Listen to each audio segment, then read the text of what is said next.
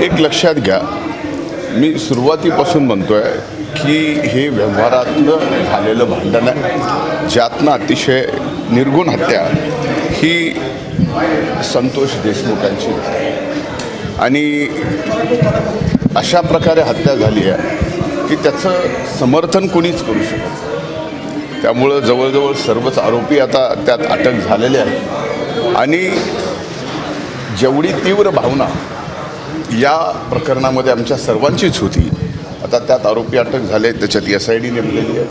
CID नेमल्यानंतर आता याच्यामध्ये फार शेवटपर्यंत त्याचा तपास होणार आहे. कोण होतं, काय होतं, आदल्या दिवशी जो गुन्हेगार आहे तो आणि त्याचा भाऊ आणि एक पोलीस ऑफिसर हॉटेलमध्ये चहा पित असतानाचा एक व्हिडिओ समोर आलेला आहे आणि तो व्हिडिओही सगळ्या चॅनलवर बघितलेला आहे की ह्या सगळ्या गोष्टीचा तपास आता या तपास यंत्रणेनं काढणं गरजेचं आहे. मकोका लावण्यात आलेला आहे आणि गुंडगिरी कुठेतरी संपवायची असे नाही. यामध्ये मकोका लावण्याच्या बाबतीमध्ये माननीय मुख्यमंत्र्यांनी जे काही बोललेत, या प्रकरणातच मकोका लावायचा आहे का आणखीन असे प्रकरणं बीड जिल्ह्यामध्ये आहेत ज्या खऱ्या लोकांना मकोका त्याही ठिकाणी लागला पाहिजे, या भूमिकेचा मी आहे. पण आत्ता जे काय माननीय मुख्यमंत्र्यांनी या ठिकाणी निवेदन या गोष्टीवरती केलेलं आहे, त्यामुळे स्वाभाविकच सर्वांचं समाधानी आज झालेलं आहे. विरोधक कुठेतरी आरोप करत आहे आपलं नाव त्याशी जोडत आहे. बघा, माझ्या आरोपाशी माझ्या नावाशी जोडणं, तसा आरोप करणं या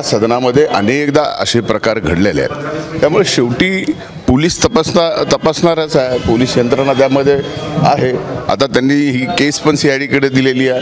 ह्या सर्व गोष्टी म्हणलं ना मी आपल्याला की दूध का दूध पाणी का पाणी निघणार आहे. अंबादास दानवेंनी म्हटलं की वाल्मिकांना नागपुरातच आहे आणि ज्या पद्धतीनं सुरेश दस म्हणतात की आता त्यांचा शोध घ्यावा.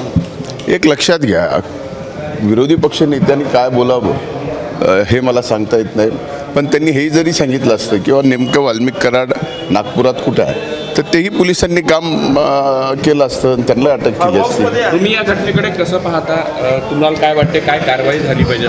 हे बघा, या घटनेमध्ये ज्यांनी कुणी या आरोपींनी जशा पद्धतीने संतोष देशमुखांची हत्या केलेली आहे त्यांना फाशी झाली पाहिजे, ही माझी स्पष्ट भूमिका आहे.